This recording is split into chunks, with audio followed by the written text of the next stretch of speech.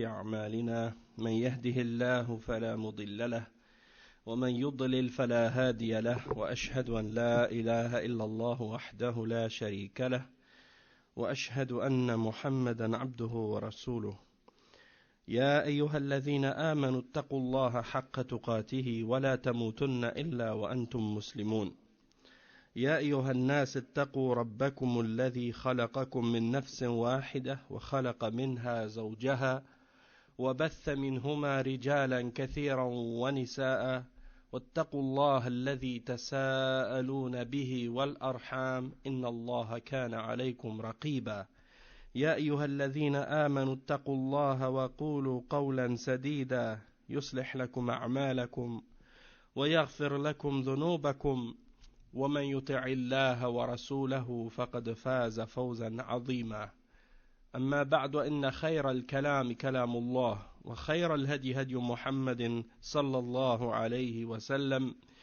وإن شر الأمور محدثاتها وكل محدثة بدعة وكل بدعة ضلالة وكل ضلالة في النار أما بعد. On commence aujourd'hui le cours 64 dans la lecture du livre Kitab al-Kaba'ir écrit par le Cheikh Muhammad ibn Abdul Wahhab rahimahullah avec les commentaires de Cheikh Salih al-Fawzan hafidhahullah ta'ala. Le titre du chapitre qu'on commence aujourd'hui c'est le titre du chapitre c'est Babun man tabarra'a min nasabihi, c'est-à-dire le chapitre au sujet de celui qui s'est désavoué de sa lignée ou de son origine, de sa famille, de sa tribu, c'est-à-dire il rejette son appartenance à sa tribu ou à sa famille ou à sa lignée et ainsi de suite. Et que ça fait partie des grands péchés. Ok? Le cheikh, il cite dans ce chapitre quelques hadiths. Et il dit premièrement, عن عمرو بن شعيب عن أبيه عن جده مرفوعا كفر من تبرأ من نسبه وإن دق أو ادعى نسبا لا يعرف أخرجه أحمد وبنحوه ابن ماجه ولفظه عند أحمد كفر بالله تبرؤ من نسب وإن دق أو ادعاء إلى نسب لا يعرف. Donc c'est rapporté selon Amr ibn Shu'ayb, selon son père, selon son grand-père, et c'est rapporté que le prophète sallallahu alayhi wa sallam a dit: celui qui s'est désavoué de sa lignée ou bien de son origine, de sa tribu ou de son père, même si c'est d'un petit peu, eh bien c'est comme s'il avait commis un acte de mécréance.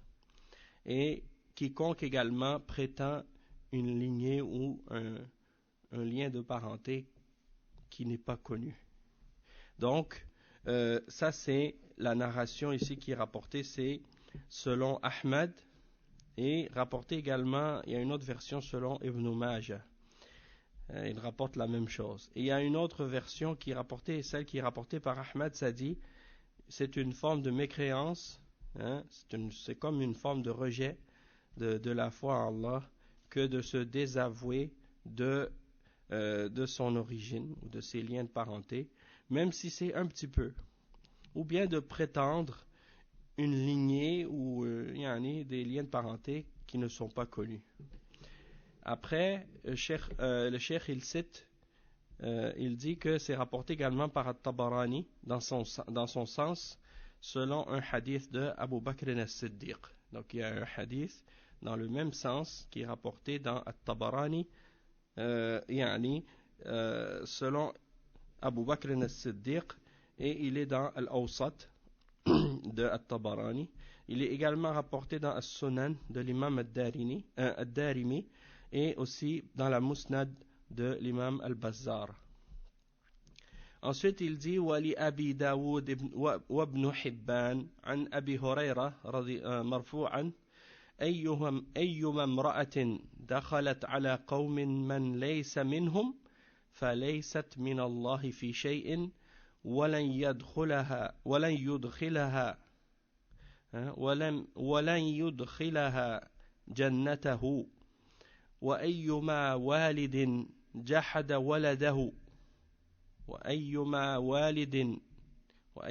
والد جحد ولده وهو ينظر إليه احتجب الله عنه يوم القيامة وفضحه على رؤوس الخلائق من الأولين والآخرين. Ça c'est un hadith qui est rapporté selon Abu Daoud et Ibn Hibban, selon Abi Huraira. Donc il est rapporté par Abu Daoud et Ibn Hibban. Il est également rapporté par An-Nasa'i dans As-Sunan. Et il dit que c'est rapporté donc selon Abu Huraira radiyallahu anhu, qu'il a dit: toute femme qui fait rentrer chez des gens celui qui ne fait pas partie d'eux, alors elle n'a aucun lien avec Allah subhanahu wa ta'ala, c'est-à-dire elle n'aura rien, elle n'a rien à voir avec Allah subhanahu wa ta'ala en quoi que ce soit, et elle n'entrera pas dans son paradis. Et tout parent, tout père qui renie son enfant alors qu'il le voit, alors qu'il le regarde, eh bien il sera voilé d'Allah, il sera voilé de voir Allah au jour de la résurrection, et il sera humilié devant toutes les créatures, les premières jusqu'aux dernières. Il sera humilié devant toutes les créatures au jour de la résurrection, les premières jusqu'aux dernières. On va lire l'explication de ce chapitre et des hadiths qui ont été mentionnés. Le Cheikh Al-Fawzan, il dit: قوله تبرأ من نسبه أي يقول إنسان نسبه معروف أنا بريء من هذا النسب هذا لا يجوز. Le Cheikh, il dit, si quelqu'un, comme c'est mentionné dans le hadith, il se désavoue de son origine, de sa famille, de ses parents, de sa tribu. Il dit: non, moi je n'ai rien à voir avec cette famille, moi je ne suis plus dans cette famille, je rejette cette famille, je rejette cette tribu, je rejette mes liens de parenté, je renie mon père, et ainsi de suite. Eh bien, le cheikh, il dit, alors que sa famille est connue, ses liens de parenté sont connus, et il le renie, eh bien dans ce cas-là, il dit: ça c'est pas permis, ça c'est haram, c'est pas permis de faire ça. Il dit: لأن التخلص من النسب يترتب عليه أمور ومفاسد. Il dit, la raison pour laquelle cette chose-là est interdite, c'est parce qu'il y a beaucoup de choses mauvaises qui découlent de ce genre de paroles. Il y a beaucoup de choses mauvaises qui découlent de ce genre de paroles, et il dit, parmi celles-ci, il dit: ومنها قطيعة الرحم وسقوط نسبه بين الناس فلا يجوز التصرف فيه فإن فعل كان عليه الوعيد الشديد. Donc le cheikh, il dit, parmi les méfaits de nier son origine, de nier ses parents, il y a que tu vas couper les liens de parenté, et ça c'est un grand péché. Couper les liens de parenté, ça c'est un grand péché. Également, il y a le fait que ta famille ou ta lignée va perdre de sa valeur, ou bien elle va être méprisée chez les gens. Les gens vont plus la regarder avec respect à cause de ça. Également, le cheikh dit, c'est pas donc c'est pas permis de commencer à agir de cette façon-là par rapport à tes liens de parenté, et c'est pour ça que celui qui fait ça, il est menacé d'une menace sévère dans les hadiths qu'on a mentionnés. Il dit: وقوله كفر من تبرأ من نسبه وإن دق المعنى أن من تخلى عن نسبه فقد ارتكب كبيرة من كبائر الذنوب فإن الكفر هنا معناه الكفر الأصغر أي الذي لا يخرج صاحبه من الملة. Donc le cheikh, il dit, celui qui a renié, comme le prophète sallallahu alayhi wa sallam dit dans le hadith, celui qui a renié son origine ou sa lignée, même si c'est d'un peu, de rien du tout, il a commis donc un acte de mécréance. Et ça c'est pour dire en fait qu'il a commis un grand péché parmi les grands péchés, car la mécréance dont il est question dans ce hadith, c'est la mécréance mineure, c'est le kufr mineur et non pas le kufr majeur, et donc ça ne fait pas sortir la personne qui l'a commis de la religion. La personne on va pas dire d'elle qu'elle n'est plus musulmane ou qu'elle est sortie de l'islam, non.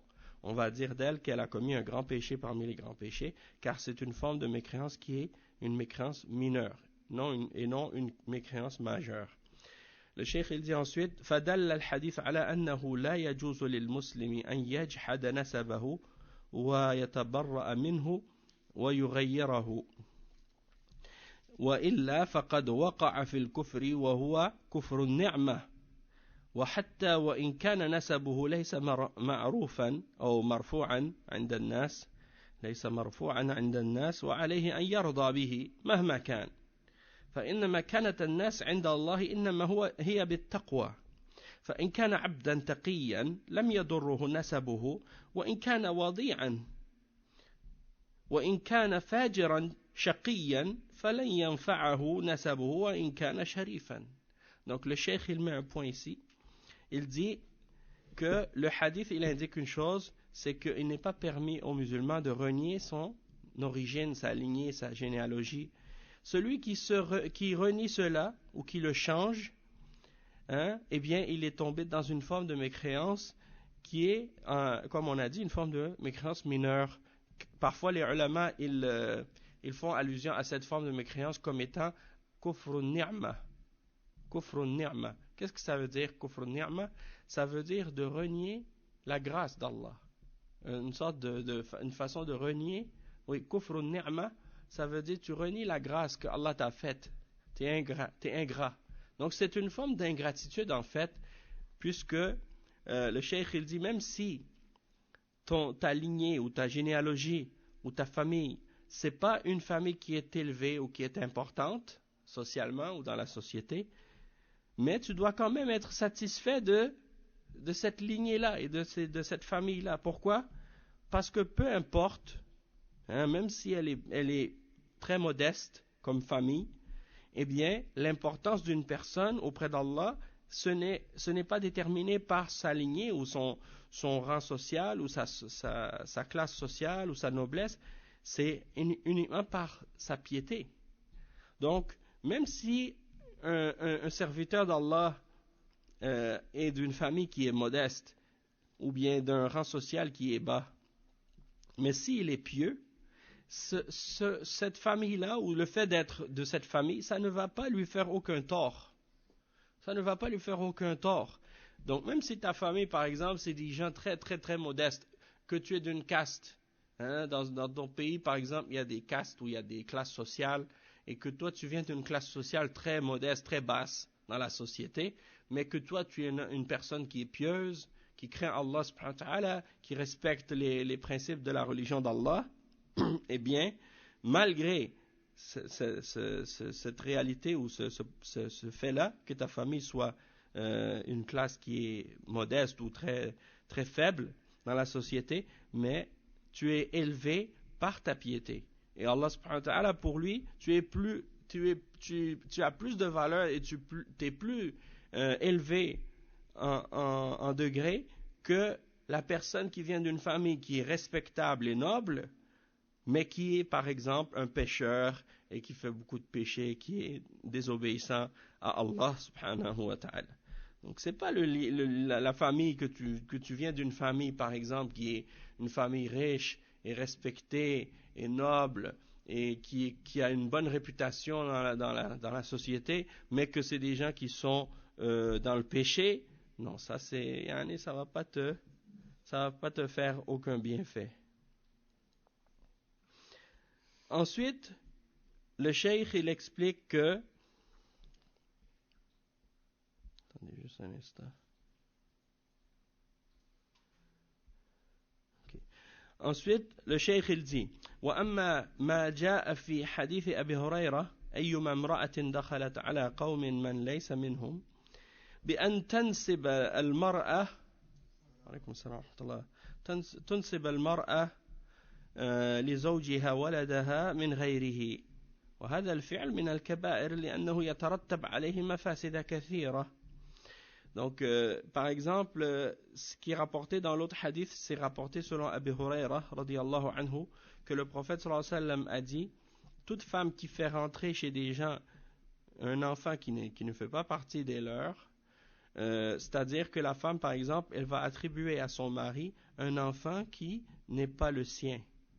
Eh bien, ça, c'est de faire un grand péché. Et il y en a des méfaits énormes qui découlent de ça. Comme par exemple, une femme, par exemple, qui a eu un enfant d'un mariage préalable, puis elle va dire aux gens que cet enfant-là, c'est l'enfant de son mari actuel, alors que c'est pas son père. Hein? Le cheikh, il dit, qawluhu wa qawluhu, c'est ça. Il dit ensuite, donc que ça c'est un grand péché et qu'il y a des méfaits qui découlent de ça. Le cheikh, il dit, wa qawluhu, laysat min Allahi fi shay. هذه براءة من الله عز وجل من التي تفعل مثل هذا الأمر والوعيد الآخر أن الله يحرمها من الجنة وهذا وعيد شديد فتوعدها بعدم الرحمة والعفو وهذا وعيد شديد فلا يجوز للمرأة أن تلصق بالقبيلة من ليس منهم. Donc le cheikh il explique et il dit que le prophète sallallahu alayhi wa sallam a dit elle n'a rien à voir avec Allah subhanahu wa ta'ala, cette femme qui agit comme ça. Et donc ça c'est un désaveu d'elle de la part d'Allah subhanahu wa ta'ala. Il se désavoue de la femme qui agit de cette manière et ça c'est une menace sévère également. Et il y a une autre menace par la suite qui dit que elle n'entrera pas au paradis. Allah va la priver d'entrer au paradis et ça aussi c'est une autre menace qui est très sévère. Et c'est comme si il dit qu'il ne lui fera pas miséricorde, il ne va pas la pardonner. Donc ça c'est une menace sévère et donc il n'est pas permis à la femme de faire rentrer dans la tribu ou dans la famille quelqu'un qui n'en fait pas partie. Le cheikh il dit وكذلك إذا أنكر الولد والده إذا أنكر الولد والده أو أنكر الوالد ولده إذا أنكر الولد ولده أو أنكر الوالد ولده وقوله وهو ينظر إليه أي يعرف أنه ولده فإذا ما نفاه وأنكره فهو متوعد يوم القيامة بأن يحتجب الله عنه فلا ينظر إلى الله يوم القيامة كما ينظر إليه المؤمنون فيحرم أو يحرم من لذة النظر إلى الله عز وجل ودل على أن هذا كبيرة من كبائر الذنوب والأمر الآخر أن الله يفضحه على رؤوس الخلائق يوم القيامة والحاصل أنه لا يجوز للآباء أن يتبرؤوا من أبنائهم ولا للأولاد أن يتبرؤوا من آبائهم. Donc le cheikh il explique ensuite et il dit que il n'est pas permis à l'enfant de renier son père et il n'est pas permis non plus au père de renier son fils ou son enfant. Et il dit alors qu'il le regarde, c'est-à-dire alors qu'il sait que c'est son fils. Donc celui qui renie son fils et qui refuse de le reconnaître, eh bien il est menacé au jour de la résurrection d'être voilé d'Allah subhanahu wa ta'ala, c'est-à-dire il ne pourra pas regarder Allah au jour de la résurrection comme les croyants vont le regarder. Et naam. Bon ben là ça c'est pas pareil.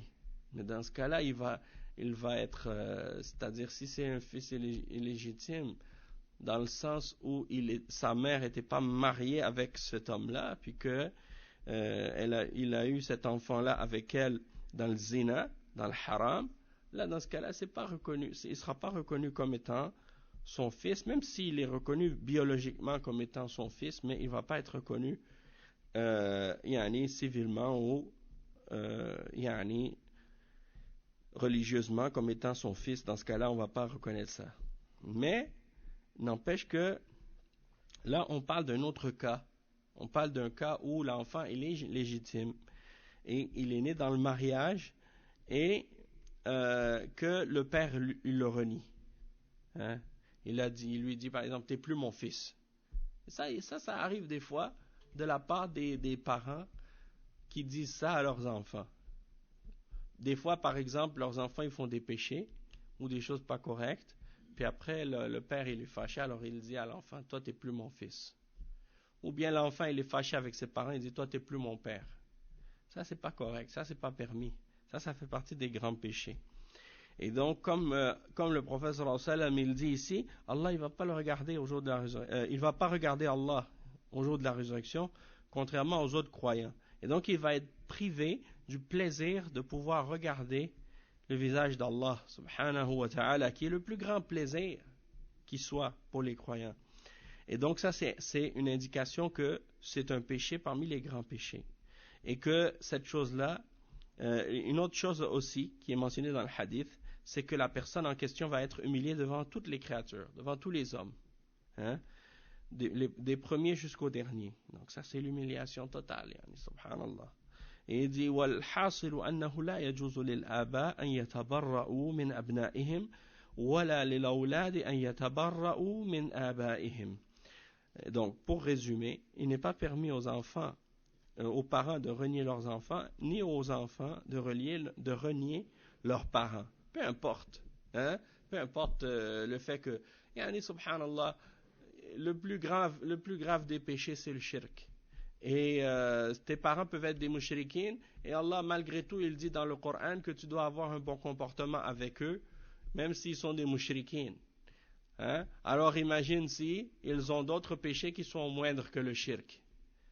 Hein?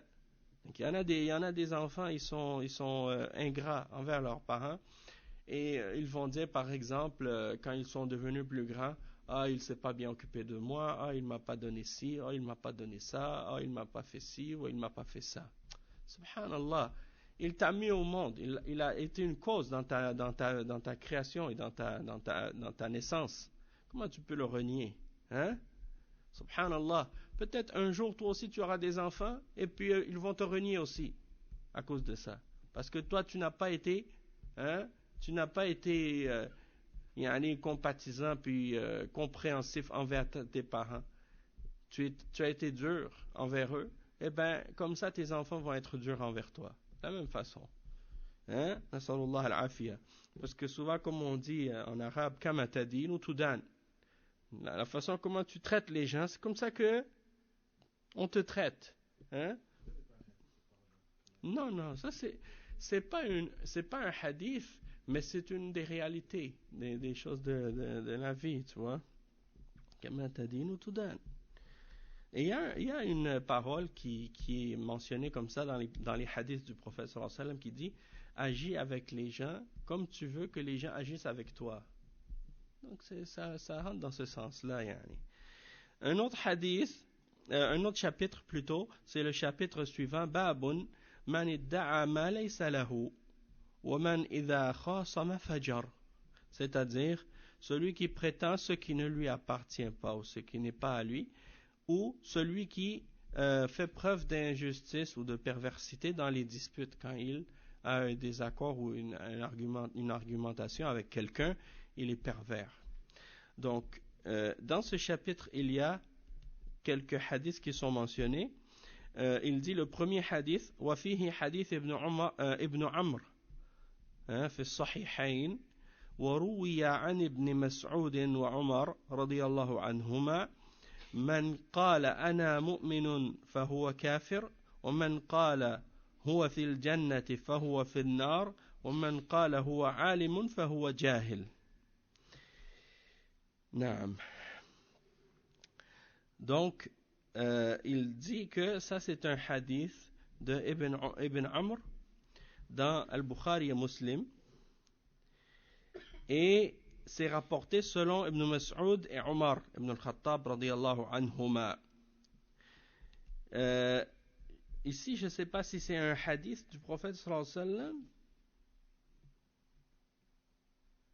ou bien parce qu'ici il mentionne que يشير إلى قوله صلى الله عليه وسلم أربع من كن فيه كان منافقا خالصا وقد سلف تخريجه. Donc il dit, il fait allusion au hadith de Ibn Amr qui est le hadith dans lequel il mentionne qu'il y a 4 caractéristiques. Celui qui les possède ou celui dont ces quatre caractéristiques, celui qui a ces quatre caractéristiques-là présentes en lui, il est un pur hypocrite.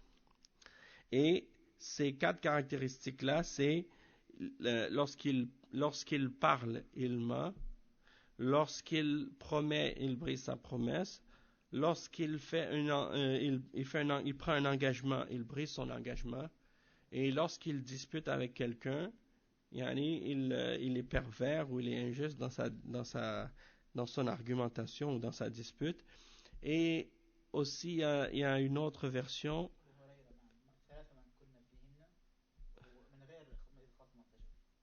C'est ça, il y a il y a deux versions de ce hadith-là. Mais ici, le cheikh, il a cité le hadith en question, mais il l'a pas mentionné. Et après, il est rapporté selon Ibn Mas'ud et Omar, que celui qui dit « Je suis croyant », alors il est mécréant. Celui qui dit « Je suis au paradis », alors il est en enfer. Et celui qui dit « Je suis un savant », il est un ignorant. Et ça, c'est rapporté par Al-Harith ibn Abi Usama, selon Omar ibn al-Khattab. Donc, c'est pas un hadith, ça, c'est une parole de Omar ibn al-Khattab. Oui, c'est une athar de Omar ibn al-Khattab, dans laquelle il dit, radiyallahu anhu, celui qui dit je suis croyant, c'est un mécréant. Celui qui dit je suis dans le paradis, il est dans l'enfer. Et celui qui dit je suis un savant, c'est un ignorant. Et il dit, walahuma an Abi Dharr marfu'an. ليس من رجل ادعى إلى غير أبيه وهو يعلمه إلا كفر ومن ادعى ما ليس فيه ومن ادعى ما ليس له فليس منا وليتبوأ مقعده من النار ومن رمى مسلما بالكفر أو قال يا عدو الله وليس كذلك إلا حار عليه. Donc c'est rapporté par Al-Bukhari et Muslim selon Abi Dharr radiyallahu anhu que le prophète sallallahu alayhi wa sallam a dit: tout homme qui prétend appartenir à autre qu'à son père alors qu'il connaît son père, alors il a commis un acte de mécréance. Celui qui prétend ce qui ne lui appartient pas, c'est-à-dire il déclare que quelque chose lui appartient alors que ça ne lui appartient pas, alors qu'il prépare son siège ou sa place en enfer. Et il dit, et quiconque accuse un musulman de mécréance ou qui lui dit ô ennemi d'Allah alors qu'il ne l'est pas, c'est-à-dire alors qu'il n'est pas ainsi, excepté que cela retournera contre lui. Ça va retourner contre lui. Subhanallah. Et le Cheikh Al-Fawzan, il clarifie et il explique ces points-là. Oui.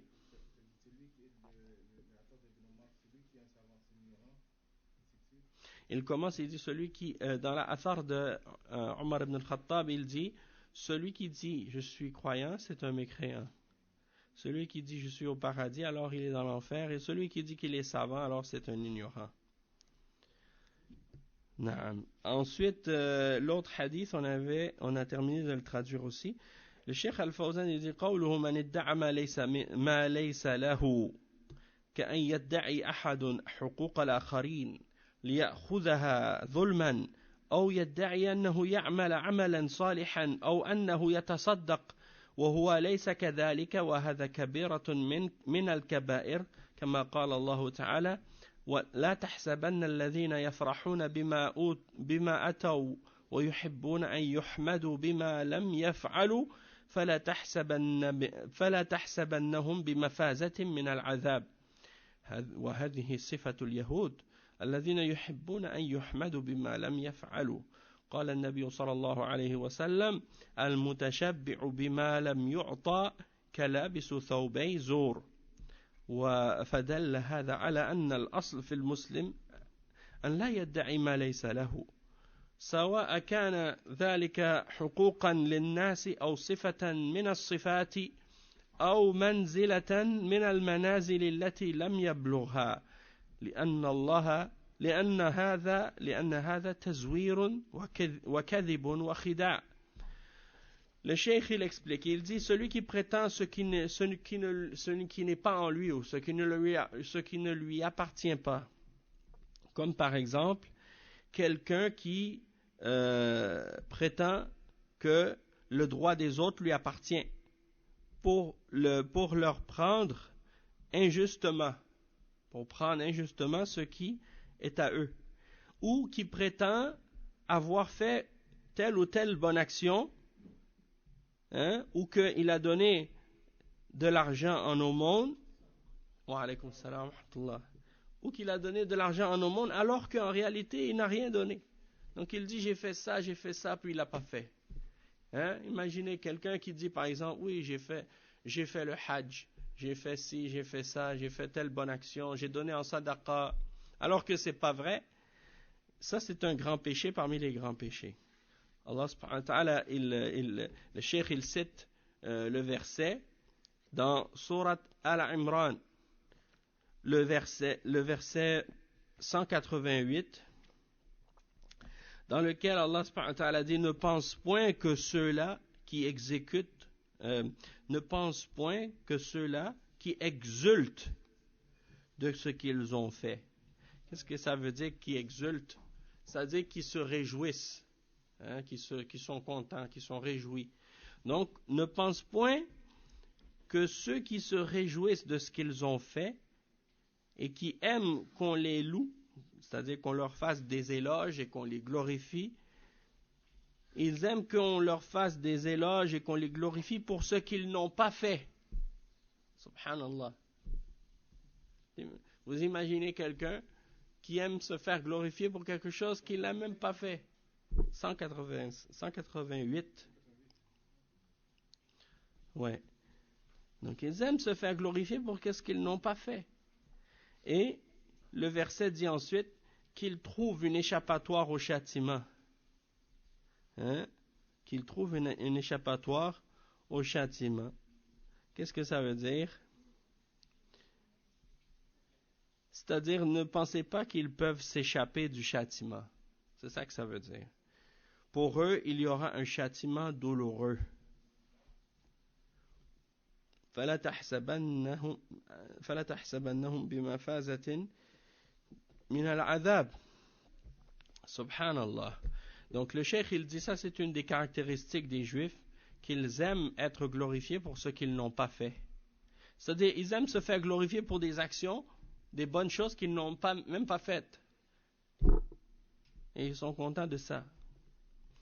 Alors qu'en réalité, si on te glorifie pour quelque chose, et que toi tu sais que tu ne l'as pas fait, la moindre des choses c'est de dire à la personne, non, j'ai jamais fait ça, qu'est-ce que tu dis là? C'est comme quelqu'un qui les gens ils disent, c'est toi qui as donné la sadaqa, c'est toi qui as fait ça, puis toi tu sais que c'est pas toi, mais tu vois que les gens te glorifient, alors tu es content, tu dis oui, c'est... oui, ça c'est pas correct. Non, tu dis, non, j'ai pas donné de sadaqa, tu vois. Donc le cheikh il dit, le prophète sallallahu alayhi wa sallam, il dit dans un hadith qui est rapporté par Al-Bukhari et Muslim selon Asma, la fille de Abi Bakr radiyallahu anha, que le prophète sallallahu alayhi wa sallam a dit Al-mutashabbi'u bima lam yu'ta kalabisu thawbay zur. Al-mutashabbi' c'est celui qui se remplit le ventre jusqu'à ce qu'il a plus faim. Yashba'. Al-mutashabbi', celui qui se remplit de qu'est-ce qu'on ne lui a pas donné. C'est comme quelqu'un qui portait 2 vêtements de mensonge. Et qu'est-ce que ça signifie? Ça signifie que la personne elle se vante pour des choses qu'elle n'a pas faites. C'est comme si la personne elle se vantait pour des choses que c'est pas elle qui a faites en réalité. Donc c'est grave. Et donc elle prétend ce qui ne lui appartient pas. Et ça c'est la preuve que le musulman il doit pas prétendre ce qu'il n'a pas. Et peu importe que ce soit par rapport à des droits des autres personnes ou une caractéristique parmi des caractéristiques que les gens t'attribuent alors que tu sais que toi tu n'as pas cette caractéristique-là en toi, si c'est des qualités par exemple. Les gens ils disent lui il est généreux, il est comme ci, il est comme ça, alors que c'est pas le cas, ou qu'ils te mettent à un statut ou à un niveau que tu n'as pas atteint, comme les gens qui nous disent mashallah cheikh et tout, c'est comme des gens qui viennent me voir et disent toi t'as étudié à Médine, t'es gradué, t'as un diplôme de l'université. J'ai dit non, j'ai pas étudié, j'ai étudié à Médine mais j'ai pas de diplôme, j'ai pas terminé hein. Yani, ça rentre dans ça. Si quelqu'un il est content, il dit, quand on lui dit par exemple, toi tu as un diplôme de l'université, puis lui il dit, oui, j'ai étudié, alors que c'est même pas vrai, il n'a pas de diplôme. Même dans les choses de la dunya, c'est la même chose. Ouais, non, c'est ça. Donc si t'as pas de diplôme, tu dis oui j'ai un diplôme, ça c'est du mensonge. Hein? C'est comme d'autres qui disent oui j'ai une tazkiya de tel cheikh, alors que même pas, il a même pas de tazkiya. Ou bien que il prétend oui j'ai étudié avec tel cheikh et tout, puis pour de vrai il a pas étudié avec ces chouyours là. Donc tout ça rentre là-dedans aussi, hein. Allah al-Musta'an. Donc ça sert à rien d'inventer des mensonges. Ça sert à rien parce que de toute façon Allah subhanahu wa ta'ala il le sait que c'est pas vrai. Et tu peux pas tromper Allah subhanahu wa ta'ala, même si tu peux tromper les hommes. Mais tôt ou tard, la vérité, elle va sortir. Et les gens vont savoir que tu es un imposteur, que tu es un menteur, que tu inventes des choses. Donc, ça sert à rien de mentir dans ces choses-là. Allah al-Musta'an. Le cheikh, il dit que ça fait partie de la trahison et du mensonge. De la traîtrise et du mensonge. Le cheikh, il dit قوله إذا خاصم فجر هذه من صفات المنافقين أنه إذا خاصم كذبه.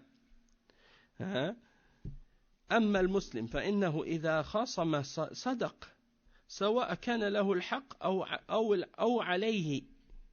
Le cheikh il dit s'il a une dispute, le musulman il a une dispute avec quelqu'un d'autre, il a une dispute avec quelqu'un d'autre, il dit que il doit pas être, il doit pas mentir, il doit être véridique. Donc, la caractéristique de l'hypocrite, c'est que lorsqu'il a une dispute avec quelqu'un, il ment. Hein?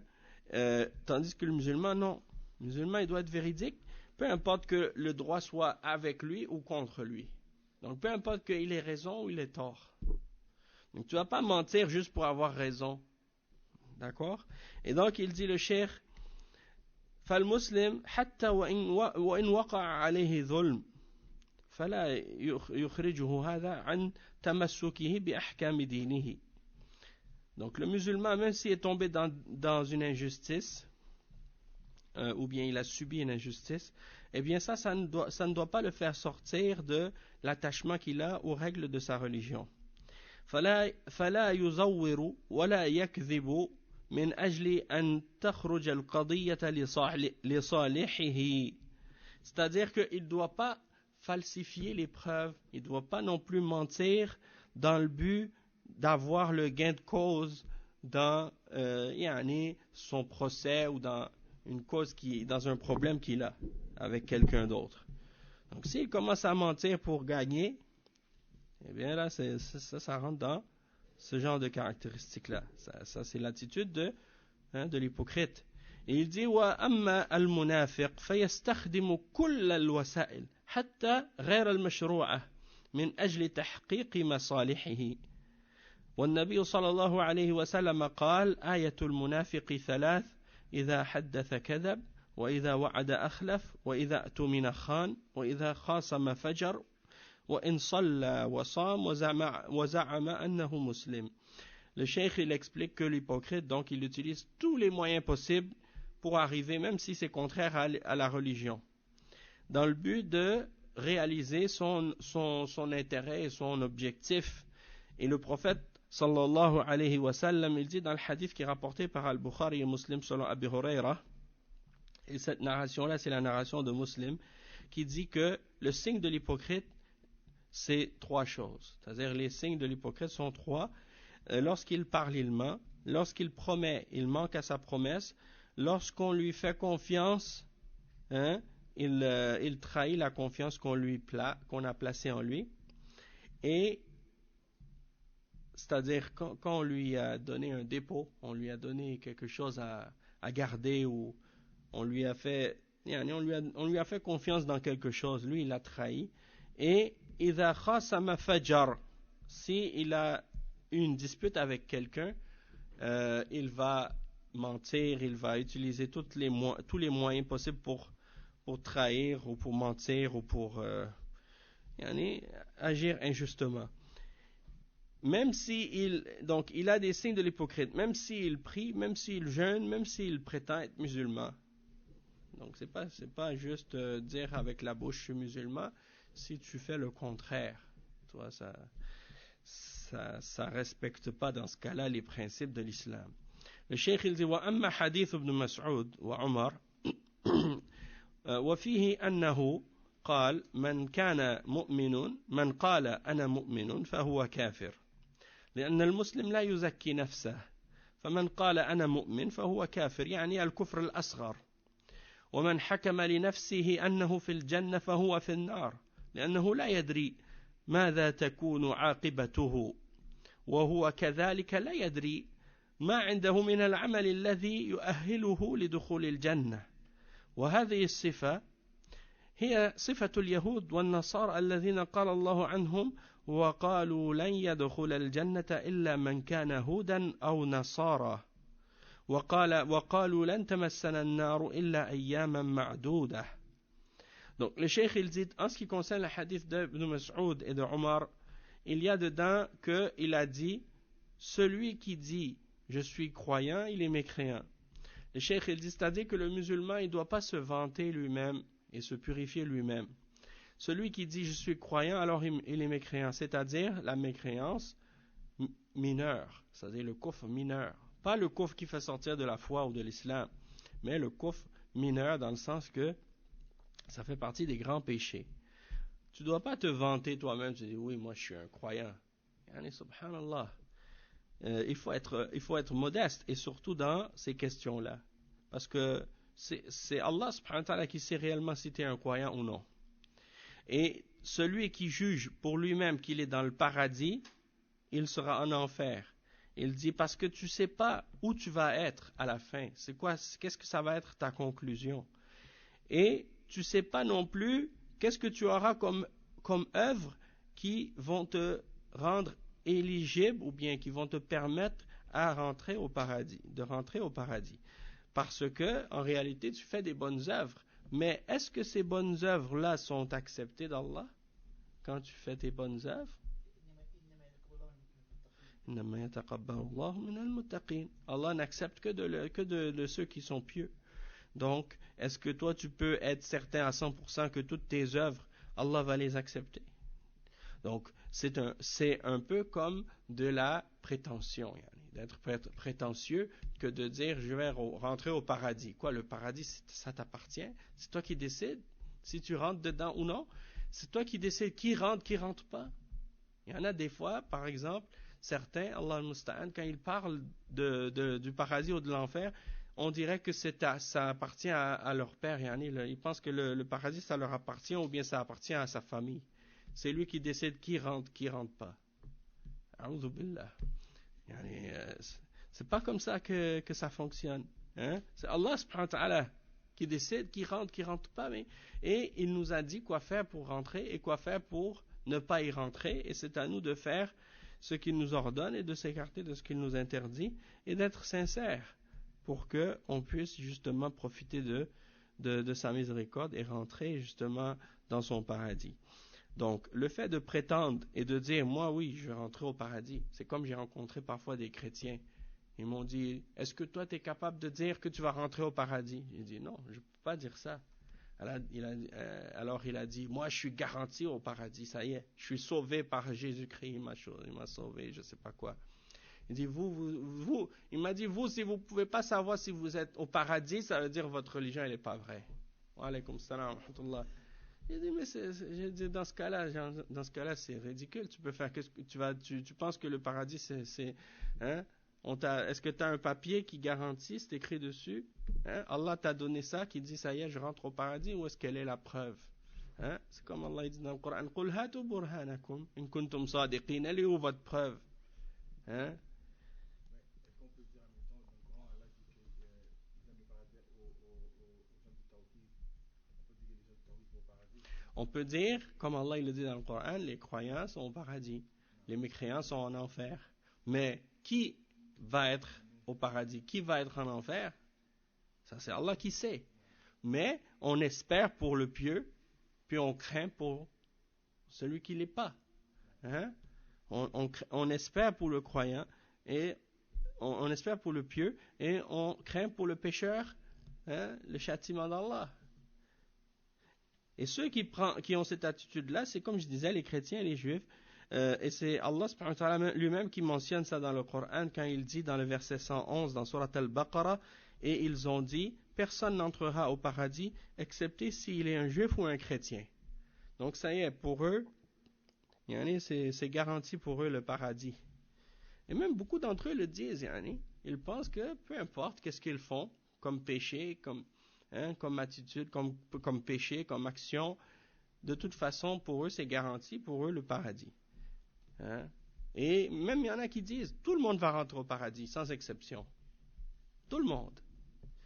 Donc, dans ce cas-là, il n'y a pas de différence entre le fait de faire le bien ou le mal. Il n'y a pas de mérite à faire le bien, et il n'y a pas de blâme à faire le mal, parce que, à la fin, tout le monde va rentrer au paradis selon eux. Et quand tu dis à des gens que ceux qui sont non-croyants, qui rejettent la foi, qui rejettent les prophètes, qui rejettent les messagers, ceux-là sont en enfer, hein? Ceux qui font le shirk et qui renient la foi, ceux-là sont en enfer. Ils disent, ah mais votre religion elle est dure, vous appelez à la foi, vous appelez à la crainte de Dieu, vous appelez à l'enfer, vous faites peur aux gens, hein?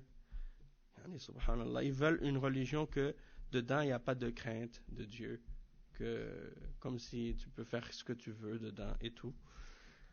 Donc dans ce cas-là, ça veut dire que réellement ils ne veulent pas suivre la vérité. Ils veulent uniquement suivre leur passion. Et quand ils parlent de Dieu, ils disent juste une chose: Dieu est amour. C'est ça seulement qu'ils connaissent. Hein? Et tu trouves ça aussi chez des soufis parfois. Ils disent, le seul mot qu'ils connaissent, c'est l'amour, l'amour, l'amour. Comme si ils pensent que Allah subhanahu wa ta'ala, c'est le seul attribut ou le seul attribut qu'il possède. Allah subhanahu wa ta'ala, il a 99 noms. Hein? Et parmi ces noms, il y a Al-Wadoud, hein? Mais il y a aussi beaucoup d'autres. Hein? Al-Aziz, Al-Hakim, Al-Alim. Hein? Et donc, il ne faut pas prendre juste une attribut d'Allah, puis tu laisses toutes les autres. Hein? Shadidul Iqab, wa alaykum salam wa rahmatullah. C'est comme il y en a qui disent Allahu Ghafurur Rahim. Chaque fois qu'ils font des péchés, ils disent Allahu Ghafurur Rahim. Et ils oublient que aussi il est Shadidul Iqab. Hein? Donc, il faut être dans la balance entre la crainte et l'espoir, et l'amour. Et l'amour aussi, tu sais, souvent les soufis, ils utilisent ce terme, l'amour, l'amour, l'amour, ils pensent que c'est eux qui ont le monopole de ça. Comme on a parlé de ça une fois dans le dars de Al-Ubudiyya, Cheikh Ibn Taymiyyah, il parle de ça, que le terme ishq, ça s'applique pas à Allah, parce que c'est pour décrire un amour entre un homme et une femme. Tu peux pas appliquer ça à Allah subhanahu wa ta'ala. Ils appellent ça al-ishq. L'amour passionnel entre un homme et une femme. Donc, tu ne peux pas appliquer ça à Allah pour parler de l'amour que tu as pour Allah. Hein? Ça, c'est les soufis, ils utilisent ce terme. Mais, pour dire, par exemple, que la question de l'amour, c'est important, il n'y a pas de doute que c'est important. Même que les ulama de la sunna, ils disent que l'adoration, elle est basée sur deux choses: l'amour et l'humilité. Hein? Al-hub wa al-dhul. Donc ça, il n'y a pas de doute, il n'y a pas d'adoration sans amour. Et tu ne peux pas dire que tu adores Allah si tu ne l'aimes pas. Et tu ne peux pas non plus dire que tu adores Allah si tu ne t'es pas soumis à lui et que tu ne t'es pas humilié devant lui. Donc l'amour, c'est important. D'aimer Allah, d'aimer son messager, d'aimer sa révélation, d'aimer ses prophètes, d'aimer les anges, d'aimer... Hein? L'amour, c'est une grande part de la foi et de l'adoration. Il n'y a pas de doute là-dessus. Mais il ne faut pas l'utiliser comme on dit là, comme un slogan qu'on lance à tout vent là comme ça dans n'importe quelle chose, dans n'importe quel contexte, juste pour se faire montrer que nous on aime la paix et l'amour et que tu vas laisser passer tout ce qui est faux. Hein? Aimer la vérité, ça implique qu'on déteste le mensonge. Aimer le vrai, ça implique de détester le faux. Hein? Si tu dis j'aime le vrai et j'aime le faux aussi en même temps, ça veut dire que en réalité ton amour il est bizarre. Il est pas correct. Donc si tu aimes Allah, tu dois détester ce que Allah déteste. Si tu dis j'aime Allah et j'aime ce que Allah déteste en même temps, ça c'est une contradiction, tu peux pas. Donc il faut qu'il y ait l'amour de la vérité et en même temps son contraire, la haine de son contraire, parce que sinon c'est pas de l'amour réel. Hein? Le cheikh il mentionne un autre verset qui est le verset 80 dans Surat Al-Baqarah, dans lequel Allah subhanahu wa ta'ala il dit وَقَالُوا لَن تَمَسَّنَا النَّارُ إِلَّا أَيَّامًا مَعْدُودَةً, c'est-à-dire les juifs qui disent l'enfer ne va nous toucher que quelques jours, c'est-à-dire si on rentre en enfer, on va rester quelques jours seulement, puis après on va sortir. Donc le cheikh il dit فَالَّذِي يَدَّعِي أَنَّهُ سَيَدْخُلُ الْجَنَّةَ فَقَدْ شَابَهَ اليهود والنصارى وكذلك لا يجوز للمسلم أن يشهد لغيره أنه في الجنة أو في النار لأنه لا يدري ما عاقبتهم إلا من شهد له الرسول صلى الله عليه وسلم لأننا لا ندري مآلات الأمور التي يؤول لها العباد. وفي الحديث أن رجلا قال والله لا يغفر الله لفلان فقال الله من الذي يتألى علي أن لا أغفر لفلان فإني قد غفرت لفلان وأحبطت عملك. C'est comme le cheikh il dit, celui qui prétend qu'il va rentrer au paradis, il est comme s'il pense qu'il est garanti au paradis. Eh bien celui-là il a ressemblé aux juifs et aux chrétiens. Et il n'est pas permis donc aux musulmans de témoigner pour quelqu'un d'autre qu'il sera au paradis ou en enfer. Il y en a des fois, ils voient des musulmans qui font des péchés, ils disent « Ah, toi là, c'est sûr, tu vas aller en enfer. Ah, toi, tu vas aller en enfer, c'est garanti. » A'oudhu billah. Qui t'a dit ça? C'est toi qui possède le pardon d'Allah entre tes mains? Hein? Subhanallah, même le kafir, il peut devenir musulman et entrer au paradis. Alors tu dis d'un musulman, tu lui dis qu'il va être dans l'enfer. Tu connais pas sa fin. Tu connais pas comment il va terminer. Hein? On ne peut pas dire que quelqu'un sera au paradis, excepté si quelqu'un, on a vu dans le hadith que le messager d'Allah sallallahu alayhi wa sallam, il avait dit à son sujet qu'il serait au paradis. Dans ce cas-là, oui, on dit oui, il sera au paradis, parce que le prophète sallallahu alayhi wa sallam a dit de lui qu'il sera au paradis. Mais quelqu'un d'autre, on ne peut pas. Hein? On ne sait pas comment il va finir. Et donc, il est mentionné dans un hadith qui est rapporté par Muslim, selon Jundub ibn Abdullah, il dit que l'histoire, le hadith au complet, ça mentionne qu'il y avait un homme qui, à chaque fois il rentrait, il voyait son compagnon qui faisait des péchés. Et lui, cet homme, il faisait beaucoup d'adoration. Alaykoum salam.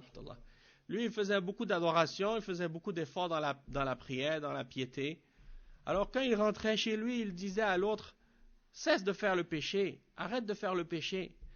Et l'autre, il lui disait, est-ce que tu es venu pour me surveiller? Est-ce que tu as été envoyé pour me surveiller? Qu'est-ce que je fais? Abu'ista ilayya raqiba. Est-ce que tu as été envoyé pour me surveiller? Après, il a dit Wallahi la yaghfir Allahu lak. Le pieux, il a dit à l'autre qui faisait des péchés, je jure par Allah que Allah va pas te pardonner. Alors qu'est-ce qui est arrivé au jour de la résurrection? Celui qui faisait les péchés, Allah subhanahu wa ta'ala il a dit, qui jure sur moi que je ne vais pas pardonner à un tel? Il dit, je lui ai pardonné. Et il a dit à l'autre, j'ai annulé tes œuvres. Toutes ces œuvres, il les a annulées. Et il est rentré en enfer. Subhanallah. Celui qui pense qu'à cause de sa piété, il est protégé de l'enfer, il est guidé. Il regarde tous les autres qui font des péchés avec mépris, comme si dans le sens que ça y est, ils sont perdus, garantis pour l'enfer. Subhanallah. Allah peut accepter leur repentance, ils peuvent se repentir, ils peuvent revenir de leurs erreurs et de leurs péchés. Toi, tu ne sais pas ça. Hein? Fais des doigts pour eux. Appelle-les vers le bien. Explique-leur les choses, mais prends pas des conclusions pour juger la fin de cette personne. Parce que tu ne sais pas. Hein?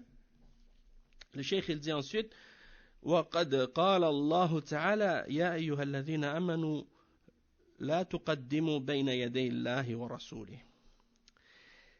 Allah subhanahu wa ta'ala dit dans Surat al-Hujurat, le premier verset dans Surat al-Hujurat, il dit ô vous qui avez cru, ne vous mettez pas au devant d'Allah et de son messager. Ne dépassez pas Allah et son messager dans vos propos. Hein? Tu vois des gens qui étaient dans des états avant l'islam, ils étaient dans la mécréance. Tu ne peux même pas imaginer qu'est-ce qu'ils faisaient comme bêtises, qu'est-ce qu'ils faisaient comme péché, qu'est-ce qu'ils faisaient comme choses avant l'islam. Et quand tu les vois aujourd'hui, tu ne peux même pas imaginer qu'un jour ils étaient comme ça. Tellement ils ont changé. Tellement l'islam les a changés. Tellement Allah subhanahu wa ta'ala a changé leur cœur. Donc, tu ne peux pas savoir. Tu ne peux pas savoir. Même à l'époque du prophète sallallahu alayhi wa sallam, tu lis dans les hadiths du prophète sallallahu alayhi wa sallam des exemples de personnes qui étaient des mouchrikines, qui étaient des ennemis de l'islam, qui détestaient le prophète sallallahu alayhi wa sallam, qui détestaient le Coran, qui détestaient les musulmans, qui combattaient même contre les croyants, puis qui sont devenus parmi les plus grands musulmans dans l'histoire de l'islam par la suite, qui ont défendu la religion d'Allah et qui sont devenus des grands sahaba par la suite. Donc, toi, tu ne sais pas. C'est Allah subhanahu wa ta'ala qui guide. C'est pas toi. Hein? Crains Allah subhanahu wa ta'ala. Donc, le cheikh, il dit فَالْوَاجِبُ عَلَى الْمُسْلِمِ أَنْ يَتَأَدَّبَ مَعَ اللَّهِ عَزَّ وَجَلَّ وَمَعَ رَسُولِ اللَّهِ صلى الله عليه وسلم وَيَعْرِفُ قَدْرَ نَفْسِهِ وَلَا يُزَكِّيهَا فلا يجوز له أن يدعي ما ليس له لا من جهة العلم ولا من جهة العمل وذلك من وجهين الأول أنه تزكية للنفس وهو لا يعلم بماذا يختم له والثاني أن فيه أمنا من مكر الله عز وجل وقد قال تعالى أفأمنوا مكر الله فلا يأمن مكر الله إلا القوم الخاسرون فما استثنى نبيا ولا صديقا. Donc le cheikh il mentionne ensuite, il dit l'obligation pour le musulman c'est d'avoir un bon comportement avec Allah subhanahu wa ta'ala, c'est-à-dire tu dois avoir des bonnes manières avec Allah quand tu parles de lui, quand tu parles de sa religion, quand tu parles à propos des choses qui sont reliées à sa religion. Tu ne vas pas te purifier toi-même. Même aussi quand tu parles du messager, sallallahu alayhi wa sallam, quand tu parles de la sunna, tu dois avoir des bonnes manières, parler avec respect. Hein? Et donc, tu ne dois pas te purifier toi-même, alors que tu sais toi-même à quel niveau tu es, où tu en es dans ta religion, qu'est-ce que tu as comme manquement, comme faiblesse. Après, tu vas te vanter, tu vas te purifier et te prétendre dans la piété ou d'être d'une foi forte ou je ne sais pas quoi. Ça, c'est pas permis de prétendre ce genre de choses-là et de prétendre ce que tu n'as pas. Ni du point de vue de la science, que tu prétendes une science que tu ne possèdes pas, ou de prétendre des actions que tu n'as pas non plus. Et donc, d'un point de vue, ça c'est une forme de vantardise. C'est comme si tu te vantais toi-même, alors que la personne, elle ne sait pas par quoi sa vie va se terminer, dans quelle situation il va être. Et deuxièmement, il y a dedans le fait de se sentir en sécurité contre le stratagème d'Allah. Et Allah subhanahu wa ta'ala il dit dans Surat Al-A'raf, est-ce qu'ils se sont sentis en sécurité contre le stratagème d'Allah? Et nul ne se sent en sécurité contre le stratagème d'Allah, excepté les peuples perdants. Se sentir en sécurité contre le stratagème d'Allah, ça veut dire quoi? Ça veut dire que tu perdures et tu persistes dans le péché, hein, et tu vois que il y a du bien qui t'arrive malgré les péchés que tu fais. Et donc tu continues dans le péché. Tu dis, si ce que je fais c'est pas bien, pourquoi Allah il me punit pas? Alors tu continues. Et tu réalises pas que Allah subhanahu wa ta'ala, hein, il ruse contre toi alors que toi tu t'en rends pas compte. Et la raison pourquoi il ruse contre toi de cette manière, c'est parce que tu n'as pas été sincère avec lui. Tu t'es détourné d'Allah subhanahu wa ta'ala et Allah te punit en te laissant t'enfoncer encore plus dans la désobéissance jusqu'à ce qu'il te saisisse par son châtiment au moment où toi tu t'en attendais même pas. Et ça veut dire qu'on ne doit jamais se sentir en sécurité contre la ruse d'Allah subhanahu wa ta'ala dans ce sens-là. Parce que Allah subhanahu wa ta'ala, il ruse contre qui? Il ruse contre ceux qui rusent. Il ne ruse pas contre quelqu'un qui est sincère. Parce que celui qui est sincère, il n'y a pas besoin de ruser contre lui. Mais celui qui se croit rusé avec Allah et qui pense qu'il peut tromper Allah, eh bien, c'est celui-là qui se fait avoir. Il ne réalise pas, mais Allah subhanahu wa ta'ala, il est le meilleur comploteur contre ceux-là. وَمَكَرُوا وَمَكَرَ اللَّهُ وَاللَّهُ خَيْرُ الْمَاكِرِينَ. Le verset 99. Et Allah subhanahu wa ta'ala n'a pas exempté de ce verset aucune personne, wa alaykum salam wa rahmatullah, ni un prophète, ni un véridique. Après le cheikh il dit فَمَنْ قَالَ أَنَا فِي الْجَنَّةِ فَهُوَ فِي النَّارِ وَمَنْ قَالَ أَنَا عَالِمٌ فهو جاهل لأنه حتى وإن كان عنده علم فإن فوقه من هو أعلم منه والله أمر نبيه صلى الله عليه وسلم أن يقول رب زدني علما